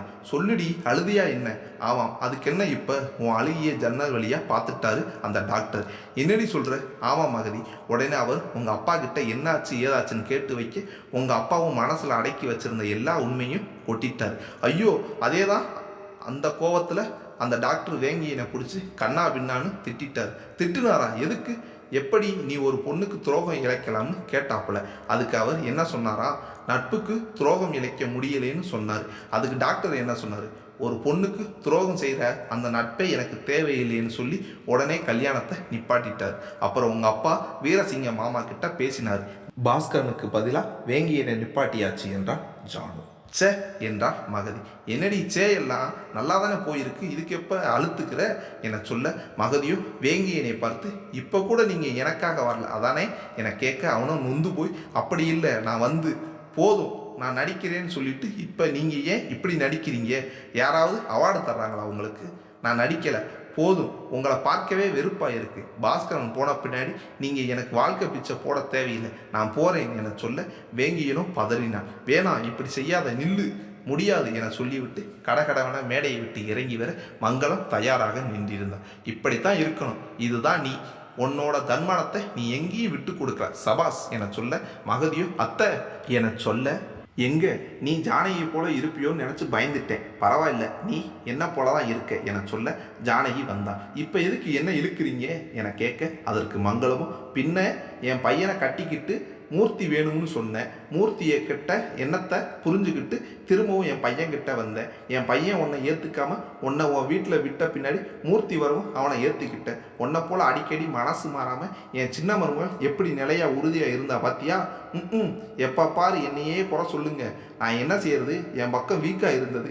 மகதிக்கு பரவாயில்லை, உசுரை கொடுக்க வேங்கையும் ரெடியாக இருந்தும் அவர் ஏற்றுக்கலையே, அதை பாருங்க முதல்ல என்றான் ஜானு. ஏற்றுக்கலைன்னா போகட்டும், தப்பு இல்லை என சொல்லிய மங்களம் மகதியிடம், அம்மாடி, நீ இப்போ செஞ்ச காரியம் பாராட்டுக்குரிய விஷயம், நீ சரியாக இருக்க. எப்போ நீ மனம் மாறி வேங்கைய வேணும்னு நினைக்கிறியோ அப்போவா, என் வீட்டு வாசல் கதவு திறந்தே இருக்கும். நீ ராத்திரியில் வந்தாலும் சரி, கதவை திறந்தே வச்சிருக்கேன். ஆனால் வரும்போது மகதியாக இல்லை, என் வீட்டு சின்ன மருமகளாக தான் வரணும் என்றான் மங்களம். நான் வரமாட்டேன் அத்தை என சொல்ல, மங்களம் சிரித்தபடியே தன் மகனை பார்த்து, ஊருக்கு கிளம்பலாம் வா என சொல்ல, அவனும் மகதியை பார்த்து ஏங்கினான். அவளோ கோபத்தில் முறைத்தான். அதில் அவனும் தன் தாயிடம் வந்து, சரிமா போகலாம் என சொல்ல அவரும் கிளம்பினார். மண்டபத்தை விட்டு முதலில் பஸ்ஸில் வேங்கியேன் தன்னுடன் வந்த ஆட்களையும் ஜானகி மற்றும் மூர்த்தியையும் அழைத்து கொண்டு காரைக்குடி நோக்கி கனத்த மனதுடன் சென்றான். அடுத்து மகதியை அழைத்து கொண்டு மகேந்திரன் தன் மனைவியுடன் வீடு திரும்பினான். நடந்ததில் அவருக்கு பெரிதாக துக்கமே இல்லை, கலகலவன இருந்தார். சாந்தி கூட சந்தோஷமாக இருந்தார். உங்களுக்கு கஷ்டமா இல்லையா என மகதி கேட்க, எதுக்கு கஷ்டப்படணும், இந்த கல்யாணம் நிற்கணும்னு நாங்கள் ஆசைப்பட்டோம், அது நடந்துடுச்சு, ஆனால் எனக்கு கஷ்டமாக இருக்கு என்றார். முதல்ல இந்த யூகோவை விட்டுத்தள்ளு, பார்த்தல வேங்கியனை சட்டுன்னு உனக்காக இறங்கி வந்தான், ஆனால் நீ அவனை விட்டு பிரிஞ்சு வர்ற. அதுக்காக அவன் என்ன எனக்காக வந்தான், பாஸ்கரன் போனதால வந்தான். இல்லைம்மா, ஆரம்பத்தில் உனக்கும் பாஸ்கரனுக்கும் கல்யாணம்னு சொன்னதும் வேங்கியனே தேடி போய் பாஸ்கரன் கிட்ட பேசி நம்ம வீட்டுக்கு வந்தான். என்னப்பா சொல்கிறீங்க? ஆமாம், இங்கே வந்து கல்யாண வேலைகளை இழுத்து போட்டுக்கிட்டு செய்தான். உனக்கு அவன் செய்த துரோகத்துக்கு பிராயசித்தமாக தன்னை கஷ்டப்படுத்திக்கிட்டு உனக்காக அவ்வளவும் செய்தான். ஏன் செய்யணும்? எனக்கு இந்த கல்யாணம் கஷ்டம்னு அவருக்கு தெரியாதா என்ன? தெரியும், என்ன செய்கிறது? வேங்கி உன்னை பொண்ணு கேட்டு தான் அப்பா அம்மாவோட இங்கே வந்தாப்புல. ஆனால் அந்த பாஸ்கரன் இருந்தது அவனுக்கு சங்கடமாக போச்சு. பாஸ்கரனையும் அவனையும் ஒப்பிட்டு பார்த்தான். தான் ஒரு விவசாயி, பாஸ்கரன் ஒரு டாக்டர். தன்னை கல்யாணம் செய்துக்கிட்டா மகதி எங்கே இருப்பா? கிராமத்தில் தானே. அதை விட பாஸ்கரனை கல்யாணம் செய்துக்கிட்டா லண்டனுக்கு போவா. நம்ம கூட இருந்தால் அவளை இரண்டாம் தரம் தானே எல்லோரும் சொல்லுவாங்க. பாஸ்கரனை கட்டிக்கிட்டா உனக்கு மதிப்பும் மரியாதையும் அதிகமாகும்னு நினச்சான். அவனோட தாழ்வு மனப்பான்மை தான் இவ்வளவு தூரம் கொண்டு வந்து நிப்பாட்டி இருக்கு மகதி. இதில் அவன் மேலேயும் தப்பு இல்லை, ஓ மேலேயும் தப்பு இல்லை. எது எப்படியோ உண்மையை புரிஞ்சுக்கிட்டு டீசெண்டாக இங்கேருந்து கிளம்பி போனானே பாஸ்கரன் எவ்வளவோ தேவலை. ஆனால் நீ தானாக வந்த வாழ்க்கையை இழந்துட்டு நிற்கிறியே. போங்கப்பா, எதுக்காக அவர் மற்றவங்களோட தன்னை கம்பேர் பண்ணி பார்க்கணும்? என்ன செய்யறது? அவனோட முதல் கல்யாண வாழ்க்கை கசப்பாக மாறினதால அதுக்கு அப்புறம் எது மேலேயும் நம்பிக்கை இல்லாமல் இருந்துட்டான். அவனோட மனநிலைமையும் நாம் புரிஞ்சுக்கணும்ல. நான் செஞ்சது தப்புன்னு சொல்கிறீங்களா? இல்லையே, வேங்கையனோட அம்மாவே உன்னை பாராட்டிட்டாங்களே, என்ன செய்ய சொல்கிறீங்கப்பா என்றார். ஒன்றும் இல்லைம்மா, இனி நீ ஃப்ரீ, நீயே எல்லா முடிவும் எடு. வேங்கைய வேணும்னு நினைக்கிறியா? கவலைப்படாத, பயப்படாத, கிளம்பிப்போ. உனக்காக அவங்க வீட்டு வாசலை திறந்து வச்சிருப்பாங்க, உனக்காக அவங்க காத்திருப்பாங்க. நான் போகலப்பா. சரிம்மா, இப்போன்னு இல்லை, எப்போ உனக்கு தோணுதோ அப்போ போ, இப்போ போய் ஓய்வு என சொல்ல அவ்வளோ குழப்பத்துடன் தன் அறைக்கு சென்று படுத்து விட்டாள். அவளின் மனதும் குழம்பி இருந்தது. ஒரு வாரம் கழிந்தது. மகதி ரெடியா? ரெடிப்பா என மகதியும் ரெடியாகி வந்தாள். சாந்தியும் காரில் ஏறி அமர்ந்து கொள்ள மகதியும் ஏறிக்கொண்டாள். மகேந்திரனும் காருக்குள் ஏறியதும் டிரைவர் வண்டியை எடுத்தான். காரைக்குடி நோக்கி. மறுநாள் ஜானுவுக்கு கல்யாணம், இப்பவே லேட் ஆயிடுச்சு, ரிசப்ஷன் கூட இல்லையா என்றாள் மகதி. ஆமாம், நீ லேட் பண்ணிட்ட. அவளுக்காக கிஃப்ட் வாங்க கடைக்கு வர்றதுக்கு இவ்வளவு நேரமா எடுத்துக்குவ? சாரிப்பா, என்ன வாங்குறதுன்னு தெரியாமல் குழம்பிட்டேன். எது எப்படியோ ஒரு நல்ல கிஃப்ட் வாங்கிட்டேன்ப்பா என சொல்ல சாந்தியும் ஜானகி கல்யாணத்துக்கு வேங்கியின் வருவார்ல என கேட்க மகதியும் பதில் சொல்லவில்லை. மகேந்திரனோ அதெப்படி வேங்கை இல்லாமல் இருப்பாப்லையா? கண்டிப்பாக இருப்பார் என சொல்ல மகதியும் ஜன்னல் வழியாக வெளியே வேடிக்கை பார்த்தார். அதோடு பேச்சு நின்றது. பயணம் அமைதியாக தொடர்ந்தது. காரைக்குடி வருவதற்குள் நடுநிசியாகிவிட குபேரன் வீட்டில் இறங்கினார்கள். அந்நேரம் கூட வீடு களை கட்டியது. கல்யாண வீடு என்பதால் சொந்தக்காரர்களுக்கு பஞ்சமில்லை. மகதிக்கும் அவளது பெற்றோருக்கும் ஒரு அறையை தந்தார் வேணி. அதில் அவர்கள் உறங்கினார்கள். விடிந்ததும் கல்யாண வேலைகள் மடமடவென தொடங்கியது. மகதியும் நேரத்தோடு எழுந்து குளித்து ரெடியாகி வந்தாள். தன்னால் முடிந்த வேலைகளை செய்தாள். வேணிக்கு துணையாக நின்றாள். ஜானகியும் அழகாக தன்னை அலங்காரம் செய்ய சொல்ல அவளுக்கு மகதியை அழகாக அலங்காரம் செய்தார். சரியான நேரம் வரும்போது அனைவருமே கிளம்பினார்கள். கோயிலில் திருமணம் என்பதால் அனைவருமே அங்கு கூடினார்கள். மணமகன் வீட்டினரும் வந்தார்கள். மருமகள் வந்ததும் அடுத்தடுத்த சடங்கு சம்பிரதாயங்கள் நடக்கத் தொடங்க மகதி மட்டும் வேங்கையனை தேடலானாள். எங்குமே அவன் இல்லை. அவளுக்கு அங்கு இருக்கவே இருப்பு கொள்ளவில்லை. வந்திருந்த அனைவரிடமும் வேங்கையனை பற்றி விசாரித்தார். யாருக்குமே எதுவுமே தெரியவில்லை. வீரசிங்கம் மங்களம் என யாரும் இல்லாமல் போக குழம்பினார். ஜானகி மூர்த்தி திருமணம் ஊர் அறிய தடல் புடலாக நடந்து முடிந்தது. முதல் ஆளாக மகதி ஜானகியிடம் வந்து கிஃப்ட் தந்தாள். என்னடி அவசரம்? இருடி. இல்லை, நான் போகிறேன். எங்கே போகிற என கேட்க அவளிடம் பதில் இல்லை. தடுமாற ஜானகி புரிந்து கொண்டு சரி சரி போ, அப்படியே என் கல்யாணத்துக்கு வராததால் நான் கோபமாக இருக்கேன்னு சொல்லிடு. யார்கிட்ட சொல்கிற? நீ யார்கிட்ட போறியோ அவங்க கிட்ட. நான் எங்கேயும் போகலை. சரிடி, நீ போகிறப்ப சொல்லிடு. நான் தான் போகலேன்னு சொல்கிறேன்ல என கத்தி விட்டு அவள் செல்ல ஜானகியும் மூர்த்தியும் கலகலவென சிரித்தார்கள். மகதியோ தன் தாய் தந்தையரை தேட அவர்கள் அங்கு இல்லை. எங்கே போனாங்க இவங்க என நினைத்தபடியே தேடி அலைந்து தெரிய குபேரன் வந்தார். யாரம்மா தேடுற? என் அப்பா அம்மாவை தேடுறேன். எங்கே அவங்க? பக்கத்தில் வேங்கைய வீட்டுக்கு போயிருக்காங்க. ஏன் அங்கே போகணும்? ஏன் போகணும்? என்ன விஷயம் என படபடவென கேட்க அதை ஏன் என்கிட்ட கேட்குற? நீயே நேராக போய் கேட்டுக்க. ஓ, கேட்குறனே, எனக்கென்ன பயம் என சொல்லிவிட்டு அவள் விறுவிறுவென வேங்கையின் வீட்டிற்கு சென்றாள். கோபத்துடன் ஒரு வேகத்தில் வந்துவிட்டார். அங்கு வாசலில் தந்தையின் கார் இருப்பதைக் கண்டு கொதித்து போனார். நாமளே வேணாமுங்கிறோம், இவங்க எதுக்கு உறவு கொண்டாட பார்க்குறாங்க? இது தப்பு. முதல்ல இவங்களை கூட்டிட்டு ஊர் போய் சேரணும் என சொல்லிக்கொண்டு வீட்டு வாசல் வரை வந்து விட்டார். பின் நின்று விட்டார். தயங்கினார். எப்படி உள்ளே செல்வது என நினைத்து கலங்கினார். அவளின் கோபம் குறைந்தது. இது வேங்கியின் வீடு, உள்ளே சொல்வோமா வேண்டாமா என நினைத்து குழம்பினார். அந்நேரம் வேங்கையன் அழகாக பாடினார். முத்து மணித்திரள் ரத்தினமோ மொய்குழல் மேக சித்திரமோ செக்கச் சிவந்த இதழாலே சிந்தும் புன்னகை மந்திரமோ கணங்கள் மயங்கும் கண்ணானால் பெண்கள் மயங்கும் பெண்ணானால் நினைவில் மயங்கும் பொருளானால் நினைவில் மயங்கும் இருளானால் அஞ்சனம் கொண்டால் நகை கொண்டால் அச்சம் நாணமும் மனம் கொண்டால் மஞ்சள் குங்குமம் மலர் கொண்டால் மனதையும் சேர்த்து ஏன் கொண்டாள்? யார் யார் அவள் யாரோ ஊர் பேர்தான் தெரியாதோ சலவை கல்லை சிலையாக தங்கம் பாலம் கையாக மலர்கள் இரண்டும் விழியாக மயங்க வைத்தாளோ. அதை கேட்டு அவள் தன்னை மறந்து வீட்டிற்குள் அடியெடுத்து வைத்து உள்ளே வர அவளை மங்களம் பிடித்து கொண்டார். சின்ன மருமகள் வந்தாச்சு என உற்சாகமாக சொல்ல மகதிக்கு சிரிப்பே வந்தது. அதுவரை அவளுக்குள் இருந்த கோபம் வெறுப்பு அனைத்தும் பறந்து விட்டது. என்னவோ நேற்று ஊருக்கு சென்று இன்று தன் வீட்டிற்குள் வந்தது போல அவளின் மனம் மாறிவிட்டது. அவளின் வருகைக்காகவே வேங்கையன் காத்திருந்தான். நேராக அவளிடம் சென்றவன் எதுவும் பேசவில்லை. அவள் புறம் கை நீட்டினான். அவளும் அதை புரிந்து கொண்டு அவனது கரத்தை பற்றி கொண்டான். அதை கண்ட மற்றவர்களும் அப்படி ஒரு மகிழ்ச்சி. கைதட்டி ஆரவாரம் செய்தார்கள். அடுத்த வந்த முகூர்த்த நாளில் வேங்கையனுக்கும் மகதிக்கும் ஊர் அறிய திருமணம் நடைபெற்றது. உரிமையுடன் அவளை அழைத்து கொண்டு தன் வீட்டிற்கு வந்தான் வேங்கையன். முன்பு அவள் வந்தபோது பேருக்கென மருமகளாக உள்ளே நுழைந்தாள். ஆனால் இப்போது உரிமையுடன் அந்த வீட்டிற்குள் நுழைந்தால் சின்ன மருமகளாக. இனி வேங்கையின் மகதியின் வாழ்வில் என்றுமே மகிழ்ச்சிக்கு குறைவில்லை. சுபம்.